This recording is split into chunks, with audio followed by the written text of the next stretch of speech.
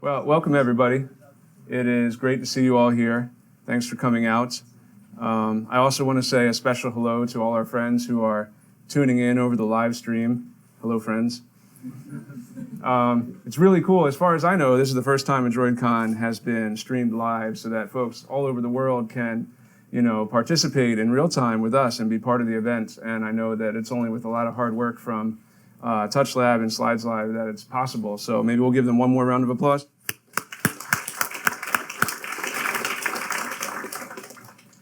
Okay, my name is Chuck, and I am the lead for the mobile engineering team at Mapzen.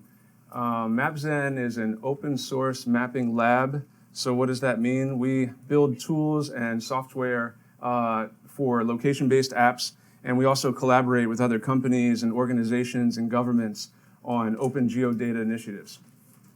I'm also a longtime Android developer. Some of the first applications I ever built was for my Motorola Droid with the slide-out keyboard from Verizon that came out. That was running version 2 of Android, Eclair, for those of you keeping score at home. And then I also did a lot of early work on the Samsung Galaxy Tab, the first gen that was the Android tablet before Android for tablets was a thing. And so that was really interesting as well. And so Android's come a long way, and testing in particular is an aspect of it that I've personally been interested in for a long time. And so normally, I've also given many talks about testing on Android over the years, and normally this is the point in the presentation when I would get up on my soapbox and try to convince you all why testing is important and why you should care about it. But I don't really feel like I have to do that as much anymore. One of the nice things about Android is it seems like over time, testing has become more part of the mainstream culture and more easily integrated into our workflow as developers, which is really great to see. So instead of focusing on the why should you be testing aspect, I'm going to focus a little bit more on the how aspect of it today. And in particular, I want to explore how we can actually design, from an architecture standpoint, our applications to make our code a little bit more maintainable, a little bit more readable, and also more testable. And so really testing comes down to an issue of quality. We as software developers, we want to ship things that do what we think they do and don't give us unexpected surprises.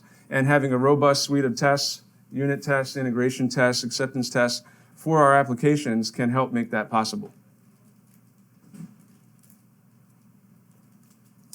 And so as I said, testing on Android has come a long way since the early days, and we have a lot of options now. But also with a lot of options, you can sometimes get into sort of an analysis paralysis situation where it's like, oh, there's too many flavors of cereal. I don't know which one to buy, right? Do I want the Honey Crunch or do I want the cinnamon? I don't know. And so we have a lot of different tools available for testing on Android now. So what I want to do is zero in on a few of them and talk about how I think we can best leverage the layout of our application and where we can best leverage tools for the different pieces of our apps.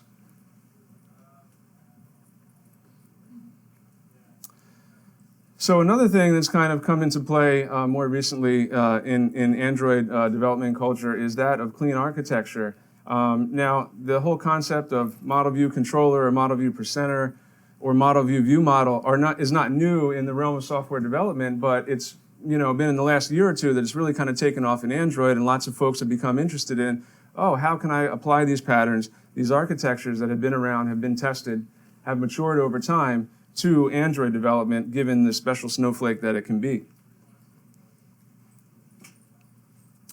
But before we get into all that, let's take a step back and talk about, kind of how building our applications has evolved over the years. And so really, I think the logical place to start is with an activity, because, when I first started doing Android in 2009, and even today, when you're going to build an app, typically we're going to start with an activity, and that's our basic building block. And so what does the activity do? Well, it has a lot of different responsibilities, one of which is it's your gateway to the operating system, the Android platform. So your activity is also your context. And so one of the things the activity does is it handles incoming lifecycle events, things like onCreate, onDestroy, that occur when the user launches your app or rotates the device. It also provides you access to other services on the platform. So you can hook into system services like the location manager or the layout manager. or the package manager. And that's kind of your way to dive into and interact with the environment that your application is running in. And well, naturally, we're going to want to have some sort of user interface to our app. And so, for example, we'll throw an edit text and a button on here and say, okay, well, that's going to be the elements that make up the starting screen of our basic application here. And as often apps will want to do, they're going to want to contact some remote service over a network, and they're going to want to get some data from it, and then maybe they're going to want to persist that data on the device in local storage. And by now, we all know as good developers, we don't want to block things on our UI thread and prevent our users from interacting when we're running tasks like that. So we were given this construct async task to bundle that up and make that all possible for us and do it behind the scenes. And then along came Fragments. And so I was mentioning that I did some work in pre-Honeycomb on tablets before Fragments existed. And when Android officially rolled out support for tablets, then we had this new UI construct, sort of a sub-activity of a more reusable component that could be used for different form factors, different orientations, and make things somewhat easier to reuse and reshape your app without having to write it all over again. Along with Fragments, though, also came the idea of the fragment lifecycle, which added a bit of complexity to what we had to manage as developers, right? So now we have not only the activity lifecycle interacting with our application, but we also have the fragment lifecycle. Add on top of that, we can't forget our users are actually actively engaged with our app, entering input, typing text, clicking on buttons, swiping through views, and we probably want to make sure that the input they're giving us is actually makes some kind of sense in the world of our app, so we're going to need to do some sort of input validation. And then if the user happens to rotate the device while all this is going on, everything's going to blow up. But the thing you need to worry about most is if you have some long-running task in the background, we need to hold on to that. And so one approach for that would be retaining the instance of your fragment so that when your activity is recreated, you have the same one and it still has the connection to that async task. And then if we wanted to enter some other flow in our app, we would fire off an intent and parcelables, attach a bunch of parcelables as extras to tell that other activity what it should be doing. And then at the end of the day, we're going to say, okay, let's write a test for all this. And so we were given this, this construct, the built-in testing framework that came with early versions of Android was called Activity Instrumentation Test Case 2. That's a true story. And essentially what it did is it would spin up a process that would be, you would have a test harness and your code running inside the same process on either an emulator or a device. And your test code would then poke and prod your application, giving it some inputs and some stimuli on the device or on the emulator, and then sense what the outputs were and see if it was doing the right thing. Well, when you have so many layers going on like that, it can make it really difficult to figure out if you have an error exactly where it is, to make sure everything's working in concert, not to mention the time it would take to build your app and actually deploy it onto a device or an emulator, which made testing really kind of slow and kind of hard to get into any sort of unit testing flow. I really love this quote because I think it sums it up from Israel Ferrer, who, if you think about it as a burrito, what if you go through the whole line at Chipotle and you say, oh, you know what, I changed my mind, I don't want guacamole anymore. Well, there's no way to take it out. You're going to have to tear it apart and build you a whole new one from scratch. And that's kind of where we were with our applications. If we wanted to modify one of those layers inside, it had ramifications throughout the entire app. So, is there a better way? Well, going back to our initial example of the activity, as a first step, wouldn't it be cool if we could just take some of that logic that was living inside of our activity, some of that business logic that isn't specific to Android, but is more like your, the logic of your platform or your business, and pull that out so that it's not mixed in with lifecycle events and system services and callbacks from async tasks and things like that. And well, if we're going to pull out our logic into a separate entity, why don't we just take it one step further and pull out our data as well so that our logic and our data have clear separation of concerns? Sounds good, right? this is where a lot of the clean architecture patterns would start from these three objects. But in the Android world, I find it useful to think of your views as a separate entity as well.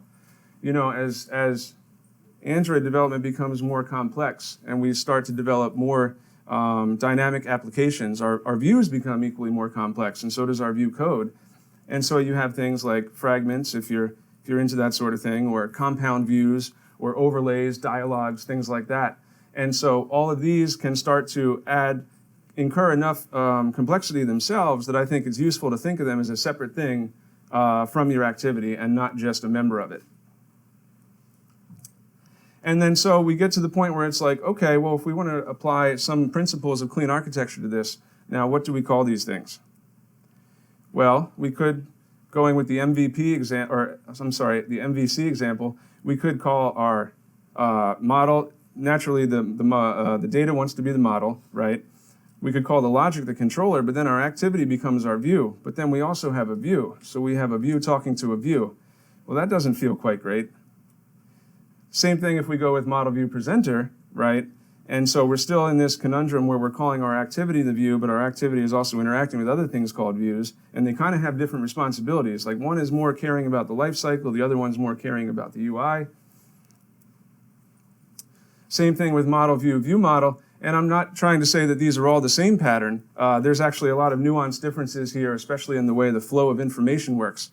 But again, we're trying to apply this, this concept of 3 entities to really a 4-entity system.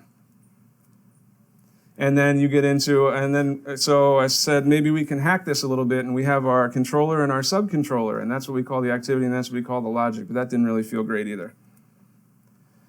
And so I'm reminded of this great quote from Phil Carlton, which has been added on over time. The original quote was just about cache invalidation and naming things, and then somebody cleverly tacked on errors off by 1. But naming things is really hard, right? And it matters because that's like how we mentally construct, the mental construct we used for our applications affects the way we write our code. And so I said, well, who says you're only allowed to have a presenter or a controller? What if we have both? And so I started experimenting with this sort of layout here. What if we call the logic the presenter and the activity the controller? And then still have our data as our model and our view as our view. And this way we get rid of that confusion of the overloaded term of view, and we have a clear name for these 2 pieces. Well, and then taking it one step further, I said, okay, well maybe the activity is not actually going to be the controller, but it's going to implement an interface of a controller. And this is going to become important later on when we get to the testing portion. And now when we start to add back in all those other moving pieces that we saw in the initial diagram of the tasty burrito, we can see now we have a much cleaner layout as far as which of our core components cares about which one of these peripheral things. Our model cares about getting our data, whether it's over a network or whether it's out of a database. Our presenter is purely concerned with logic. Our activity is our gateway to the Android framework, as it always was, dealing with things like the lifecycle and the system services. And then our view is off by itself, and it can do things like validate the input and not necessarily send it through the whole system. If it's going to be something that's going to lead to an error anyway, we can just head that off right away. Like we have an empty edit text, we can just throw up an error before we even pass that to our controller or our presenter.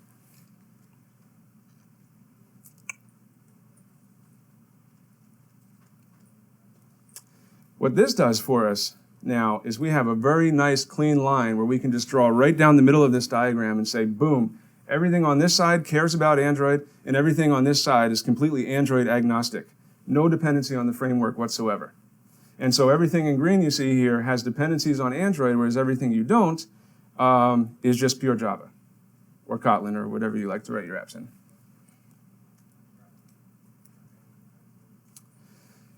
So now how does this enable us to test? Well, so we're really going to be looking at 2 different strategies, one for testing the Android half of our system and one for testing the non-Android half. And so when we want to write tests for the non-Android half of our system, that's actually really where things start to, where we really start to reap some of the rewards of setting up our code this way. So what we can do is we can just take out all the Android components. The activities are gone, the views are gone, we don't care about the framework, we don't care about the life cycle. And we take that interface that our activity was implementing of the controller, and we use that to develop a dummy or a fake or a test controller that doesn't actually interact with the system. And that's the one that our presenter interacts to in our test environment. So with this, I'm talking about running just pure JUnit tests in your local JVM without any special tools to account for the fact that this is an Android app. Down in the bottom corner there where you see our web service and our storage, we're going to want to mock those out as well. One option for this would be to use Mockito. You could also write your own test doubles that you swap in your test harness. And what this will do is it'll make sure that we don't violate any of the unit testing rules, because there are rules, you know. This is a handy set of rules that Michael Feathers originally published in 2005 in a blog post, and then was part of his later book about working with legacy code. And you can see right away that if we kept a live connection to the network or a connection to an actual database, we'd be violating the first two rules of what is a unit test and what is not. And so we want to absolutely avoid that, and that will make sure our tests are more reliable and run faster.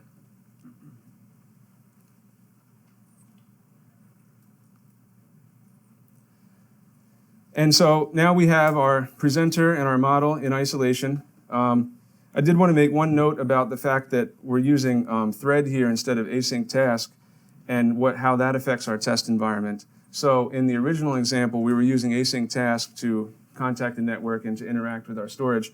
Now that we're in the non-Android half of our architecture, we can't rely on async task without polluting it with Android dependencies, right? And so we're just going to use thread instead and make sure that when our callbacks run, once our data is returned to our controller, it's always going to have to run things on the UI thread. So it just requires a little bit more attention to detail when you handle the data that's coming back.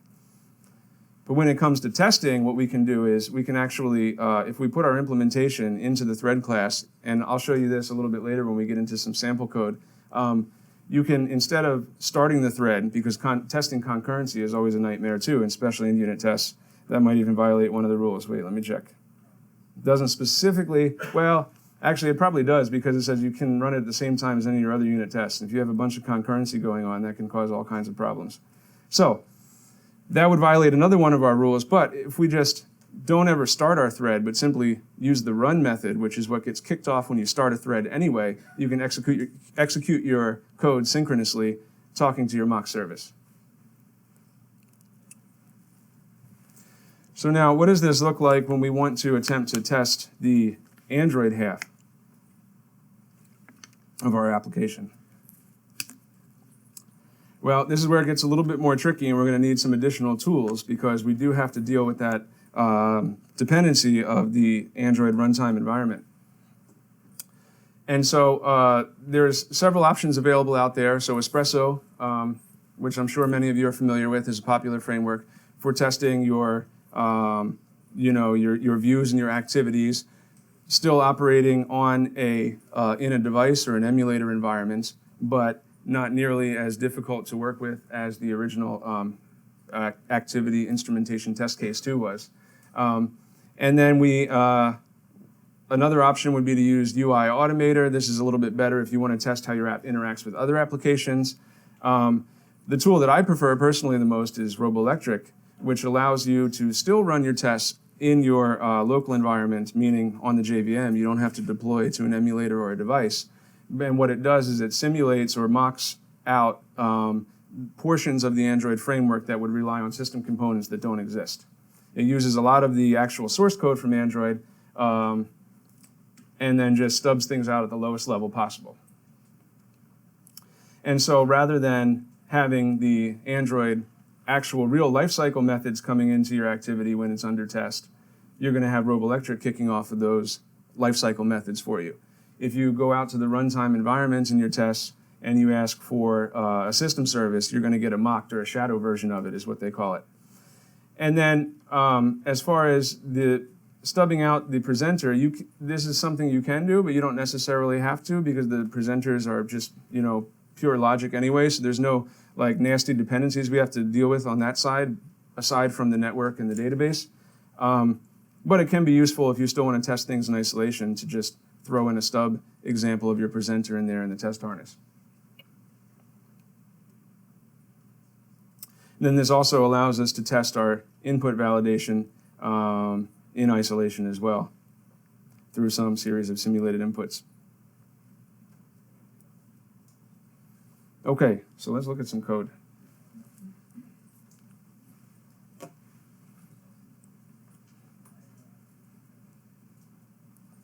So I guess I'll show you it running first, and then we can take a look at how it works. Oh, that's interesting. How did my emulator get so zoomed in? Let's just try redeploying.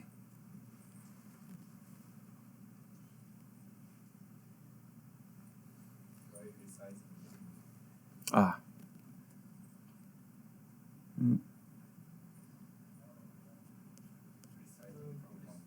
Oh, from the corner? Oh, there it was. Yep. Cool. Thank you. Told you I was going to be fumbling around on a Mac. All right, so I adapted this example from the login flow template that we get as part of Android Studio. So when you start a new project, it gives you all those different options to choose from. This is one of the flows that is pre-baked for you. And so I started working off the login template, and right away it generates you like a 700+ line activity that does everything that Tasty Burrito likes to do. And it was delicious. And so what I did is then I started to kind of tease that apart and try to break up the different pieces of it into the model view presenter controller, or MVPC. And so all this does is, all right, so I'll give you a quick demo of what this actually does. And so we have two fields here. We've got the input for the email and the password, and then a button to execute the sign-in. If you try to sign in with nothing, you're going to get an error that this field is required because it's empty. So if we put in some input that doesn't look like an email address, it's also going to yell at us for that. Now we give it an actual email, and then if we give it a junk password, it's going to run. It's not actually going over a network right now. It's sleeping for 2 seconds and then comparing to some dummy credentials that are hard-coded. But I thought this was good enough to give us a working example. Okay, so it's going to come back and say the password's incorrect. And then if we enter the actual password, which is hello, don't tell anybody,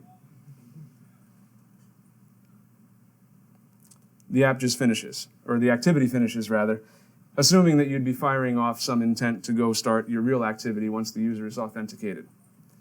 Okay, so I didn't actually preserve the original code that was spit out, but you know, trust me, it was very burrito-like. But what I did do is I have up here what it looked like after I got done teasing it apart.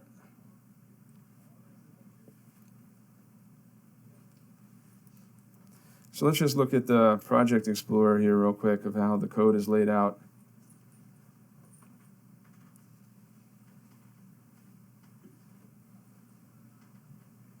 So you can see inside of our source main Java, I created 4 different packages for the MVPC architecture. And then, so the only thing that existed at the beginning here was the activity, which is here, and is now down to, instead of 700 lines of code, we're down to 95 lines. And you can see what the activity does. Well, first and foremost, it implements our controller interface, which does 3 things. And these are going to be the methods that get called back by the presenter when any logic operation completes. These are also the 3 methods that are going to be our interface that we want to test when we write our unit tests. And so the activity itself is a very thin facade for simply shepherding input that comes from the view and sending it over to the presenter, and then listening for callbacks from the presenter when some operation completes. So we've got 2 main components to our view. We've got the login form, which includes both of the edit text and the button, and then we've got the progress view, which is the alternate view that shows while the request is executing. And so the only thing that, besides handling the lifecycle events, the only thing the activity does now is it decides which one of those to show at any given time. So if we look down here, we've got when we show our progress, and you can see here where I'm wrapping things in run on UI thread. That's because we're getting callbacks from our simulated network connection, and we don't want to try and touch the UI from a background thread. But you can see here we're just toggling the visibility of the login form in the progress view, and then we're actually passing things on to them. So for example, when we get down here to show error and show success, the activity isn't actually manipulating what that error state looks like. It just says, oh, hey, login form, by the way, show an error, the authentication failed. And then the login form, the view, is in charge of actually figuring out what that's going to look like to the user. So let's take a look at the view next. So I'm a big fan of compound views where you extend some sort of layout file and then shove a bunch of other things in there that work in concert. And so that's exactly what we're doing here. We have a scroll view that wraps around our email view, our password view, and our sign-in button. And you can see that all this does, well, so it does a couple things. It takes care of the input validation, and so anytime new text comes in, it's going to, or rather anytime the sign-in button is clicked, you can see here we have the listener. Rather than just immediately firing off back to the activity and saying, yep, sign-in button was clicked, first we're going to check and make sure that we have the input that we have in our text fields actually makes some sort of sense. And so when the button gets clicked, we go to validate input. Validate input actually wants to make sure that the password's not too short, that your fields aren't empty, that your email address has an @ symbol in it, and all that good stuff before it actually calls on click up to the activity. And so the activity is just setting an on-click listener on this entire view. And that's what gets invoked once the input passes the checks.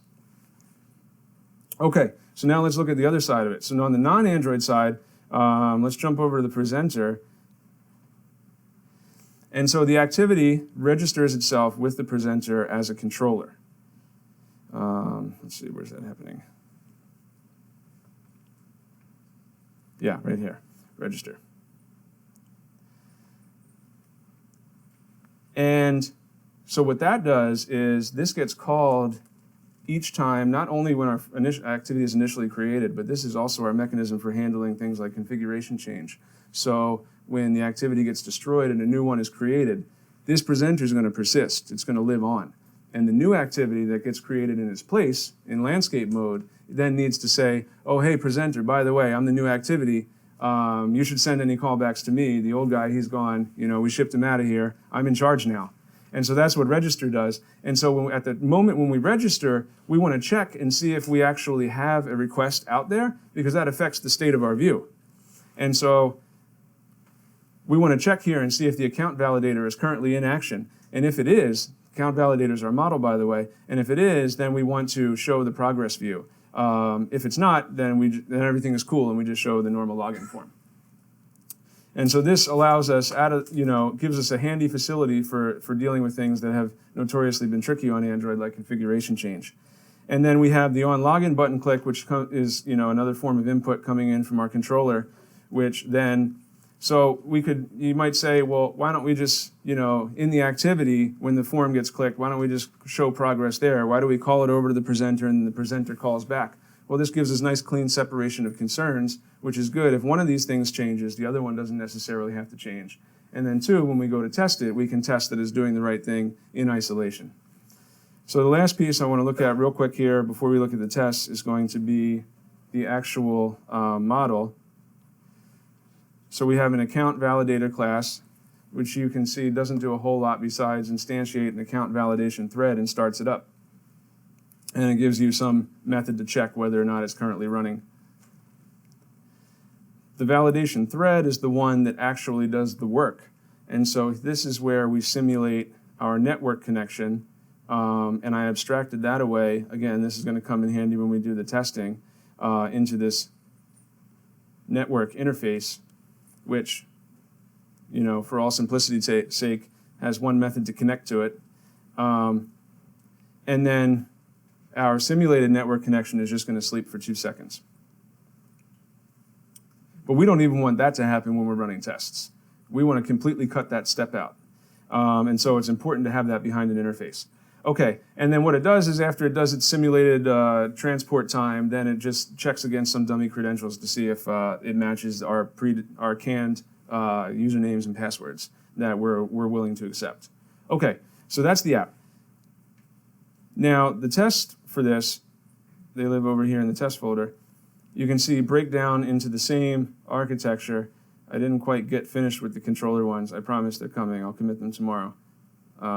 They're almost ready. Isn't that what every developer says? So since we're already looking at the model right now, let's look at the model test. And so you can see here, this is where we're actually mocking out that network class, or interface rather, so we don't actually have to run the 2-second delay when we run this unit test. And so all we're doing here is we're making sure that we actually do call out to the network, but we don't want to really do it in our test environment. And so if I run this real quick, let's see what you have to do to run a test on here. Not command click, command shift R, nope. Command R.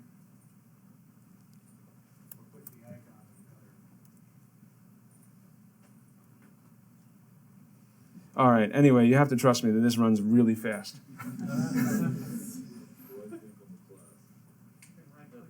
Over on the side here, right click. That means command click in Macworld, right? Control click. Oh, that's what I'm doing wrong. Thank you, guys. If it appears that I don't know what I'm doing up here, it's because I don't. Boom. Okay.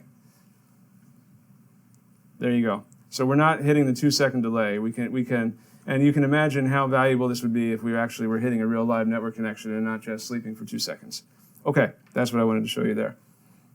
Then on the Android side of things, and so you can imagine we write a whole set of tests here for the different scenarios to make sure that the correct accounts are validated and the incorrect ones are not. On the Android side, I'm going to go pretty quick here because I think we're running short on time.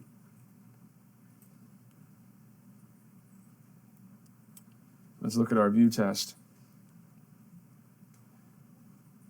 And so this is where, instead of the typical JUnit test runner, we're going to kick in Robolectric, and we're going to give it a little bit of extra information so it sets up our environments correctly.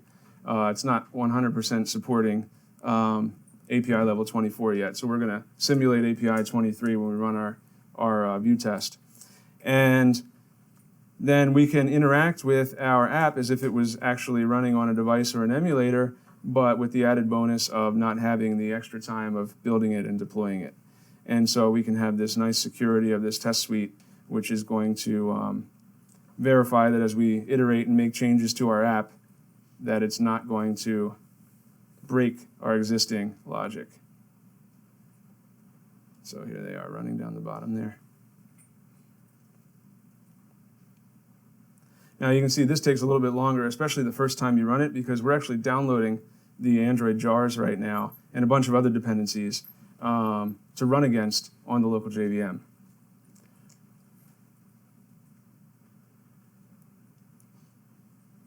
Whoa, where'd you go, Studio? There we go, and our test pass. So let's take it back over to the slides here. So this is all on GitHub. You can take a look at it there and yell at me for not finishing the controller tests. Or you could submit a pull request for them. So yeah, it's on my GitHub, ecgreb/mvpc. I also wanted to mention one other project that I've been working on over the last year or so, and this is a Mapzen project called Eraser Map. This is the actual project, and my coworker Sarah's in the back there, that we were working on that led us to come up with this architecture, because we were like, there's a lot going on. So it's a mapping-based application, and the idea is it's all built using entirely open source software and open data, because that's kind of our thing. And you can imagine with mapping applications, there's a lot of overlay views where you have, the map is almost always the center focus, but you have different things that want to come over at a time, search results, driving directions, suggestions, things like that. And so we were just piling, views and fragments and activities on top of each other and giving things transparent layouts, and it was kind of insanity until we said, okay, well, let's try and figure out how we can use clean architecture. So this is literally the app that drove us to come up with the MVPC way of doing things, which worked great for this. I'm not going to say it's the silver bullet for any application. I'm always an advocate of picking tools and patterns that are appropriate to your use case. But for us, that was definitely the best one. And so Eraser Map is available on the Play Store, and it's also open source, so you can find it on the Mapzen organization in GitHub. If you want to see an actual version of like a fully fledged app with this pattern in action. And then the last thing I wanted to mention before we wrap it up here is that we've been rolling out the latest version of our Android SDK this week, and so we've been working on a series of blog posts talking about all the new features that if you're interested in location-based apps or mapping from kind of a different perspective, a little bit more stylable, a little bit more customizable, I hope you'll check it out, and that's on the Mapzen blog. And that's it.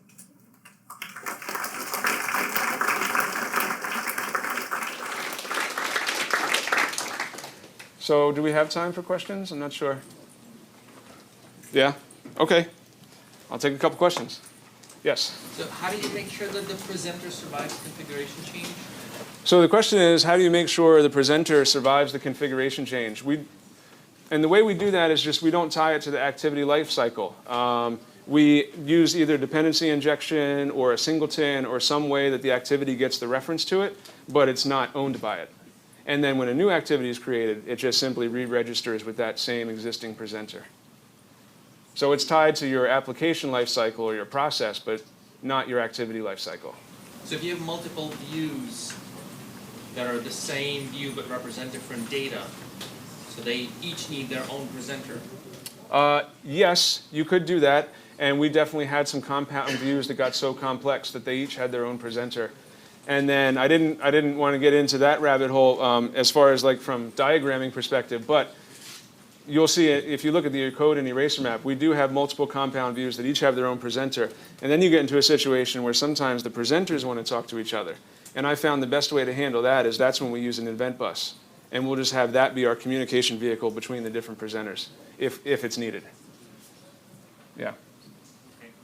Thanks. Yes? Do you have any rules of thumb on what goes on the view versus the controller? Because, for example, I think you said you had a field validation in the view.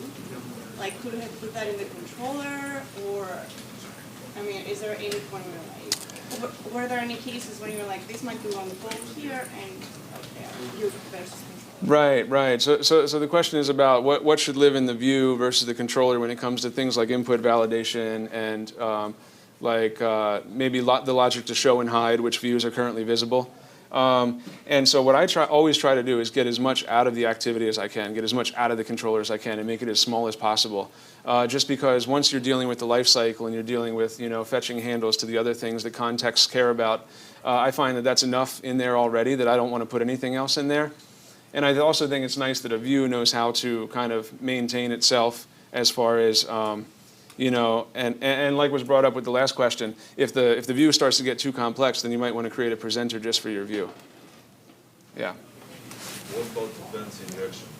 How do you preserve the presenter when you dependency injection? With dependency injection, it's actually even easier. So like using Dagger, for example, I would just make my presenter a singleton and then use field injection to put it into my activities since we don't have access to the constructor.